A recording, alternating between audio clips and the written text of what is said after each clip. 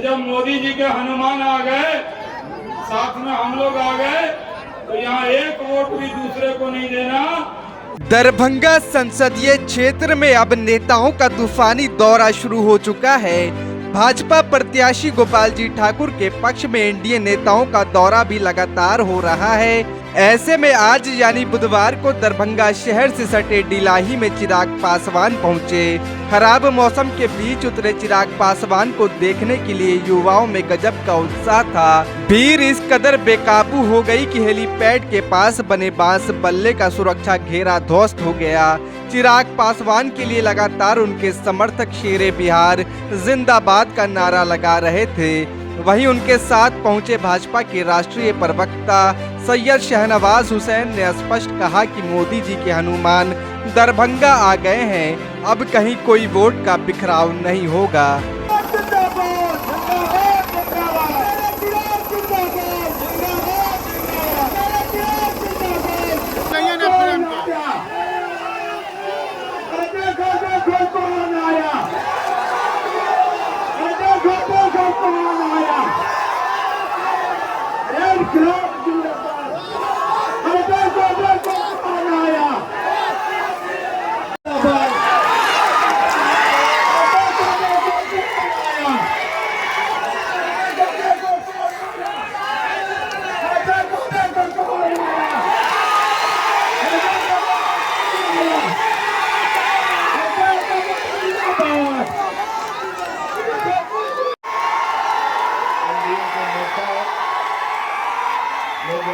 आप सब लोग जानते हैं कि देश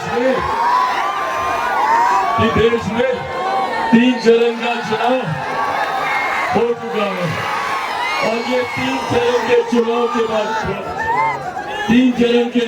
के बाद जो रुझान आ रहा है, इससे एक बात तय है, एक बात स्पष्ट है कि हमारे मौजूदा प्रधानमंत्री आदरणीय नरेंद्र मोदी जी तीसरी बार देश के प्रधानमंत्री बनने जा रहे हैं, इसमें कोई संदेह नहीं है।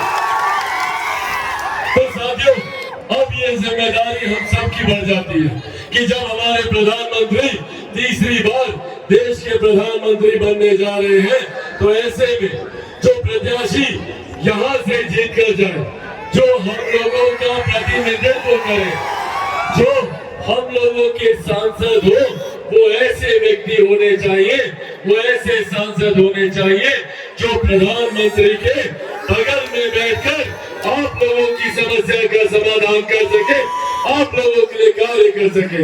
ऐसे में आदरणीय गोपाल जी ठाकुर, लंबे समय से उनसे हमारा परिचय रहा है और आज यही आग्रह करने आप लोगों के बीच हम लोग आए हैं कि गोपाल जी ठाकुर लंबे समय से आप लोगों के लिए, अपने क्षेत्र के लिए, अपनी लोकसभा के लिए हमेशा से प्रयासरत रहे कि किस तरीके से अपने क्षेत्र को हम लोग आगे बढ़ाएं। आज जब एक मौका हम लोग के पास है, तो हम सबको मिलकर पूरी मेहनत, पूरी ईमानदारी से गोपाल जी ठाकुर जी को जिताने के लिए हम लोग को प्रयासरत होना चाहिए, क्योंकि जब वो जीतेंगे तो सिर्फ वही नहीं जीतेंगे, बल्कि जिस दिन 4 जून को ईवीएम मशीन खुलेगी और दरभंगा लोकसभा से गोपाल जी ठाकुर जीत कर सांसद बनेंगे, तो हमारे प्रधानमंत्री तीसरी बार देश के प्रधानमंत्री बनेंगे। और साथियों, प्रधानमंत्री जी का तीसरी बार प्रधानमंत्री बनना जरूरी है। एक यही प्रधानमंत्री है जिन्होंने देश की अर्थव्यवस्था को मजबूत करने का काम किया। आज से 1 दशक पहले हम में से कोई नहीं जानता था कि भारत की अर्थव्यवस्था कौन से पायदान पर है, पर आज हम लोग को गर्व होता है कि दुनिया में 5वें नंबर पर भारत की अर्थव्यवस्था है। ये दुनिया के सामने हम लोगों की ताकत है। साथियों, जब किसी देश की अर्थव्यवस्था मजबूत होती है, तो हर राज्य का राजस्व बढ़ता है। जब राज्य का राजस्व बढ़ता है, तो हर क्षेत्र का आर्थिक विकास होता है।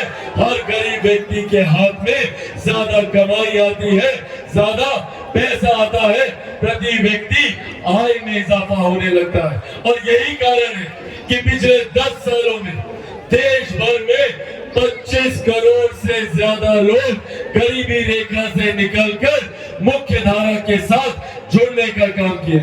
ये 25 करोड़ बहुत बड़ी आबादी होती है और हमारे प्रधानमंत्री जी का लक्ष्य है कि एक करके हर गरीब परिवार को मुख्य धारा के साथ जोड़ने का लक्ष्य हमारे प्रधानमंत्री जी ने रखा।